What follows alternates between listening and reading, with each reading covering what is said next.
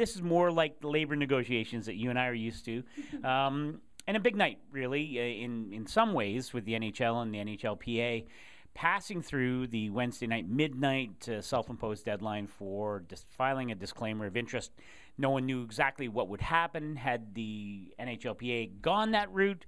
They didn't go that route, so they will return to the table in just a few hours, Katie. In fact, wear the same clothes tomorrow and get right back to the table. I know. Now, what I love about these, you remain still a little bit pessimistic that we're, sort of on the fast track to a deal. Do you think there's still a lot of work yet to do? I do. I think there's still a lot of work to be done on the major issues. My sense is that they made some traction in some areas, but that the paramount issues to both sides still remain. I think we obviously have to interpret the fact that they didn't file a disclaimer of interest as a good thing, because it means they are going to get back to the negotiating table, and it doesn't sort of throw that level of uncertainty into the whole negotiating process. But I still think we have a long road ahead, and I'm very reluctant to get too optimistic yet. I love that about you. Now, of course, I remain optimistic, and I don't know why, because there are still issues outstanding. Certainly the salary cap next season, a lot of debate about that. The players would like to see it go up from the $60 million that the NHL would like to see up to mid-60s. NHL not on for that. I think it's probably fair to say that some owners are concerned, as they have been a long time during this previous CBA, about the salary cap floor. And the issue of pensions has come up in the last few days.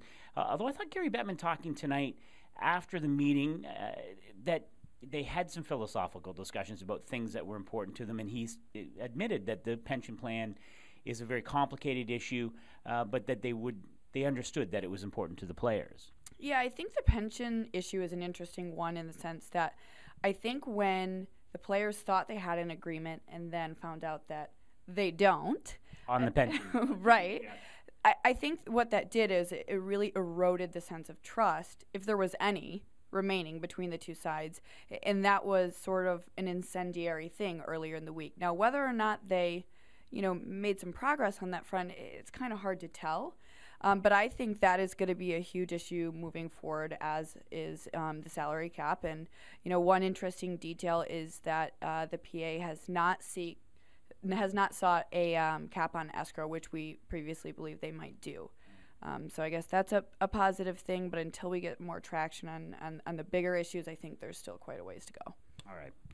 Well, let's try and get some sleep, because we will be back at the negotiating table, as will the NHL and the NHL Players Association on Thursday morning. We hope you'll stay with ESPN.com for your lockout coverage.